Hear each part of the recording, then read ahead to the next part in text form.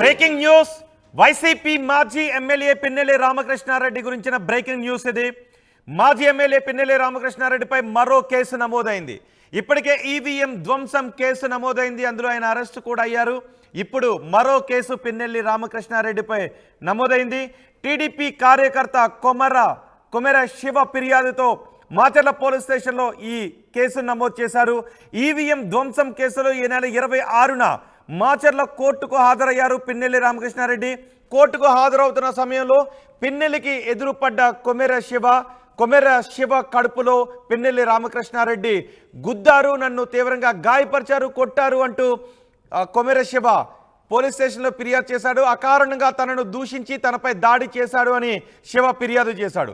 శివ ఫిర్యాదుతో పాటు పిన్నెల్లి దాడి చేస్తున్న వీడియోను ఆధారంగా పోలీసులు కేసు నమోదు చేశారు. ఆ దృశ్యాలు మీరు ఆర్టీవీ స్క్రీన్ పైన చూస్తూ ఉన్నారు.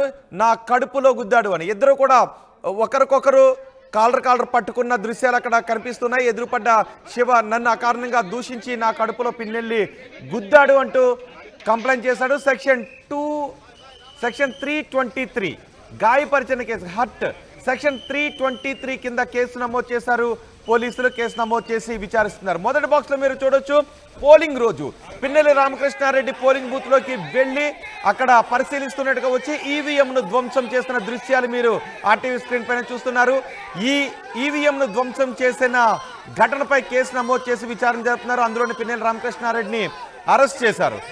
ఆ కేసులో కోర్టుకు హాజరవుతున్న సమయంలో ఎదురుపడ్డ నన్ను దూషించి నాపై దాడి చేశారు అంటూ కొమెర శివ అనే వ్యక్తి ఫిర్యాదు చేయడంతో 323 సెక్షన్ ఐపీసీ సెక్షన్ 323 కింద పిన్నెల్లి రామకృష్ణారెడ్డిపై మరో కేసును ఫైల్ చేశారు. ఎఫ్ఐఆర్ను కూడా మీరు ఆర్టీవీ స్క్రీన్ పైన చూడొచ్చు. ఐపీసీ 323 కింద ఈ కేసు నమోదైంది.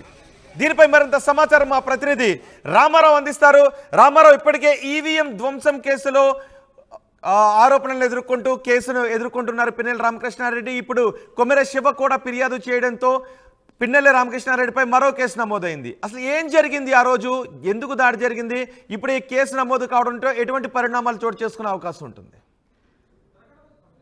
మాచర్ల మాజీ ఎమ్మెల్యే వైసీపీ నేత పిన్నెల్లి రామకృష్ణారెడ్డిపై కేసుల పరంపర కొనసాగుతుంది. మళ్ళీ మరొక కేసు నమోదైంది. ఈవీఎం ధ్వంసం కావచ్చు, అలాగనే కారంపూడిలో సిఐ నారాయణ స్వామి మీద దాడి ఘటన, అలాగనే ఈవీఎం ధ్వంసం చేసిన సమయంలో తెలుగుదేశం పార్టీ ఏజెంట్ నంబూరు శేషగిరిరావును బెదిరించిన ఈ 4 కేసుల్లో పోలీసులు 26వ తారీఖు అరెస్టు చేశారు. అరెస్టు చేసినటువంటి పిన్నెల్లి రామకృష్ణారెడ్డిని మాచర్ల కోర్టులోకి ప్రవేశపెట్టే సమయంలో మళ్ళీ మరొక ఘటన చోటు చేసుకుంది. ఆయన అక్కడి నుంచి కోర్టులోకి పోలీసులు నర్సరావుపేట నుంచి మాచర్ల కోర్టుకు తీసుకొచ్చే సమయంలో అక్కడ టీడీపీ నేత కొమెర శివ ఎదురుపడ్డారు. కొమెర శివ ఎదురుపడటంతో పిన్నెల్లి రామకృష్ణారెడ్డి తన చేత్తో కొమెర శివ కడుపులో గుద్దడం జరిగింది.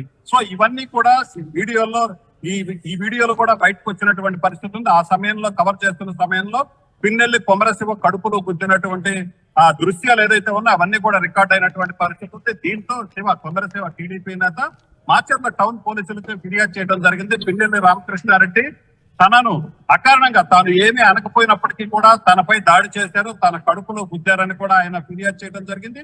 సో కొమెర శివ ఫిర్యాదులో మాచర్ల టౌన్ పోలీసులు సెక్షన్ 323 సెక్షన్ కింద ఏదైతే చేతితో దాడి చేయటం, గాయపరచడం, సో ఈ 323 సెక్షన్ కింద ఆ సమయంలో అసలు ఏం జరిగింది? కొమెర శివ అక్కడికి ఎందుకు వచ్చాడు? పిన్నెల్లి ఎందుకు కొమెర శివను కొట్టారు? రోహిత్, ఏదైతే పిన్నెల్లి రామకృష్ణారెడ్డిని అరెస్ట్ చేసి మాచర్ల కోర్టులో హాజరు పెడుతున్నారన్న విషయం తెలుసుకున్నటువంటి వైసీపీ శ్రేణులు అక్కడికి చేరుకోవడం జరిగింది.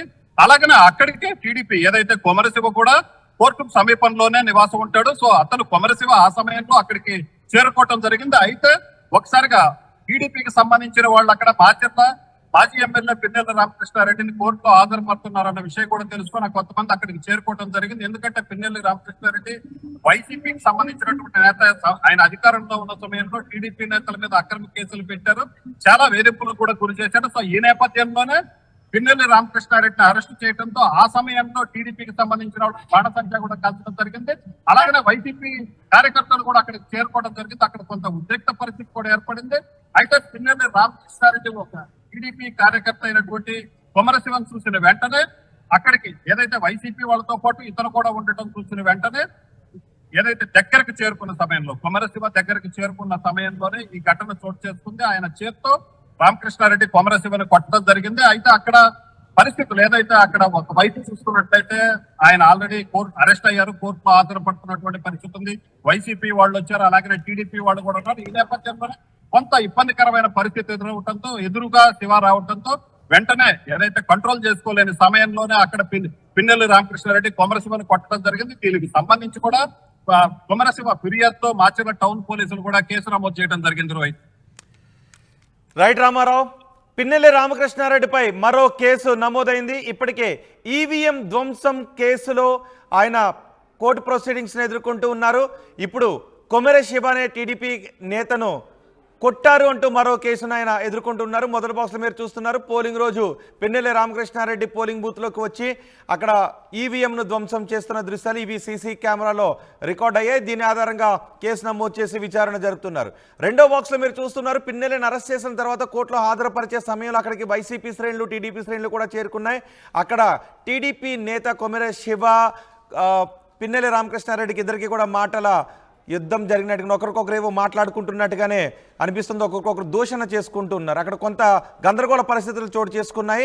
ఆ సమయంలో పిన్నెల్లి శివ కడుపులో గుద్దుతున్న దృశ్యాలు కనిపిస్తూ ఉన్నాయి. ఈ దృశ్యాల ఆధారంగా శివ ఫిర్యాదు ఆధారంగా పోలీసులు కేసు నమోదు చేసి దర్యాప్తు చేస్తున్నారు. ఐపీసీ సెక్షన్ 323 కింద కేసు నమోదు చేశారు. పిన్నెల్లిపై నమోదైన ఈ కేసుల గురించి ఆంధ్రప్రదేశ్ ప్రజలుగా మీరేమనుకుంటున్నారు? మీ అభిప్రాయాన్ని కమెంట్ బాక్స్లో తెలియచేయండి.